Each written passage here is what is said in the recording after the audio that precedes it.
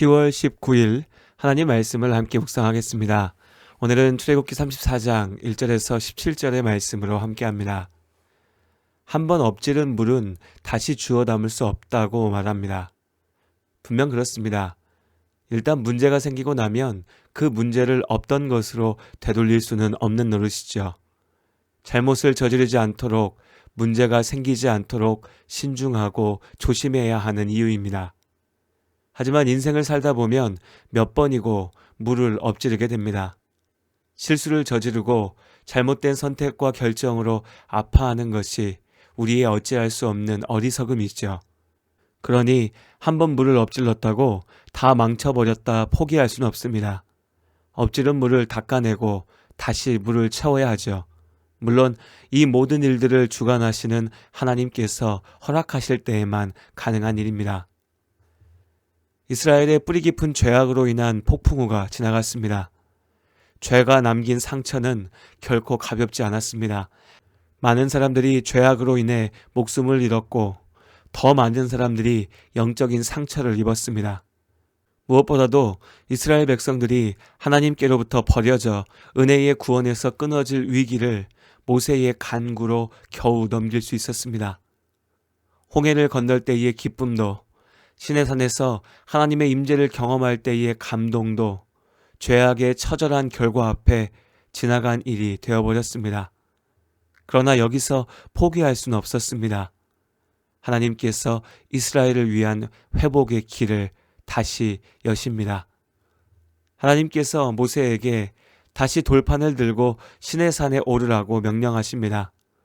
하나님께서 모세가 깨트려버렸던 돌판을 대신하여 새로운 돌판에 하나님의 명령을 쓰실 것입니다. 이스라엘과의 언약 관계를 새롭게 시작하시는 것입니다. 우리가 성경을 읽는 이유를 다시 한번 생각해 봤으면 좋겠습니다. 성경을 통해 지식을 쌓을 수 있고 삶의 지혜도 얻을 수 있습니다. 그러나 다른 어떤 목적보다 중요한 것은 하나님이 어떤 분이신지를 아는 것입니다. 우리는 결코 스스로 하나님을 알 수 없습니다. 지음받은 우리가 만드신 이를 온전히 알 수 없는 것이죠. 하물며 죄로 인하여서 하나님 앞에 설 수 없는 사람은 하나님을 만날 수도 알 수도 없습니다.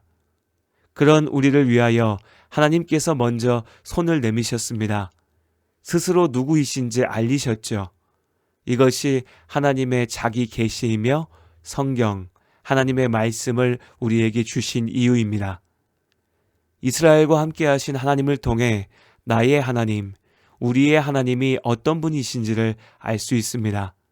하나님께서 시내산에 다시 오른 모세의 앞에 임재하십니다. 그리고 말씀하셨습니다. 출애굽기 34장 6절과 7절의 말씀입니다. 여호와께서 그의 앞으로 지나시며 선포하시되 여호와라 여호와라 자비롭고 은혜롭고 노하기를 더디하고 인자와 진실이 많은 하나님이라. 인자를 천대까지 베풀며 악과 과실과 죄를 용서하리라. 그러나 벌을 면제하진 아니하고 아버지의 악행을 자손 3, 4대까지 보응하리라. 하나님은 죄와 함께하지 않으십니다. 그러나 공의의 하나님께서는 또한 이스라엘을 향한 사랑으로 그들을 기다리셨습니다. 노예되었던 땅 이집트를 떠나 시내산에 와서 하나님과 언약을 맺기까지 길지 않은 시간 동안에도 이스라엘은 몇 차례나 하나님 앞에 범죄하였고 하나님을 배신했습니다. 하나님께서 당장 그들을 버리셔도 할 말이 없었습니다. 그러나 하나님께서는 기다리셨습니다. 시내산에서 하나님과 언약을 맺은 이후에도 잠시 모세가 없는 동안 금송아지를 만들고 그것이 하나님이라며 엎드려 절하고 죄악의 쾌락을 즐겼습니다. 용서받을 수 없는 죄악을 저지른 것이죠. 그러나 모세가 이스라엘을 위해서 간구하며 기도할 때 하나님께서 그 기도를 들으시고 다시 회복의 길을 여십니다. 당신의 말씀대로 하나님께서는 자비롭고 은혜롭고 노하기를 더디하고 인자와 진실이 많은 하나님이십니다.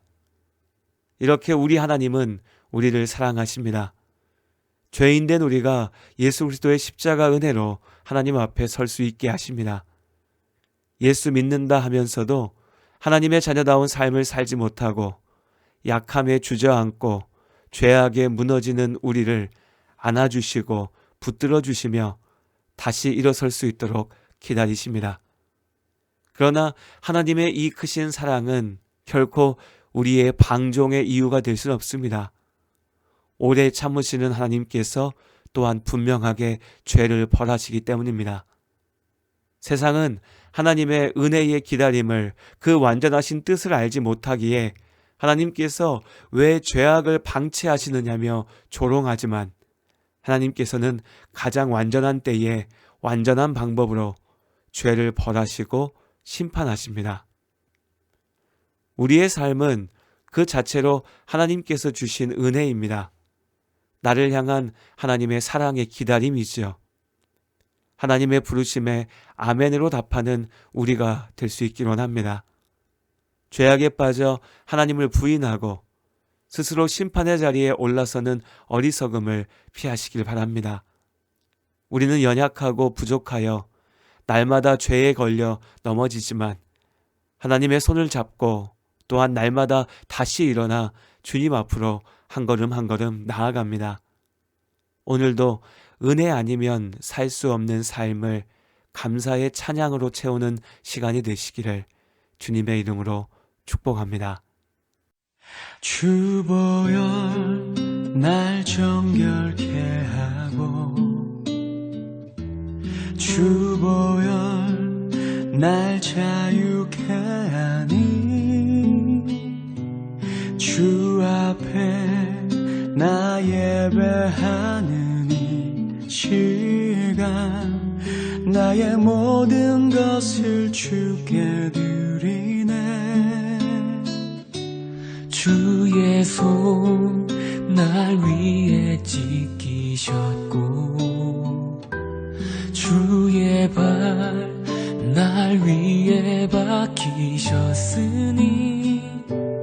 이제는 내가 사는 것이 아니요 오직 주를 위해 사는 것이라.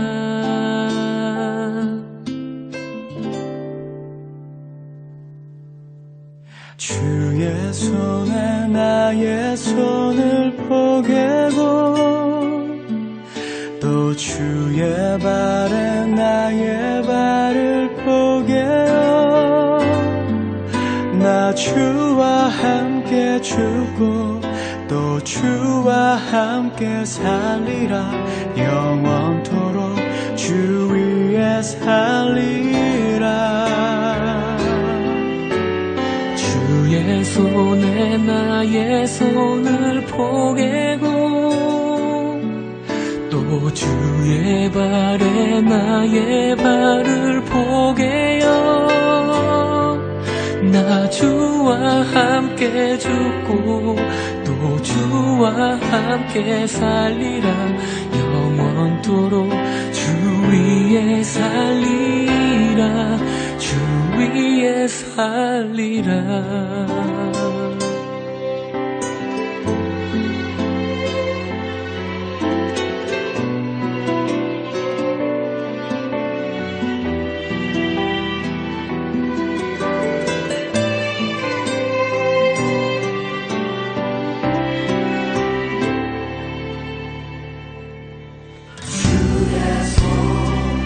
날 위해 지키셨고 주의 발 날 위에 박히셨으니 이제는 내가 사는 것이 아니요 오직 주를 위해 사는 것이라.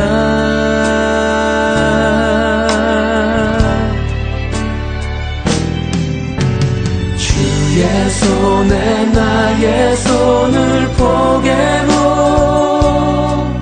또 주의 발에 나의 발을 포개어 나 주와 함께 죽고 또 또 주와 함께 살리라 영원토록 주 위에 살리라 주의 손에 나의 손을 포개고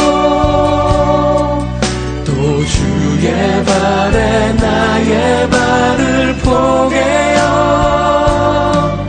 나 주와 함께 죽고 또 주와 함께 살리라 영원토록 주 위에 살리라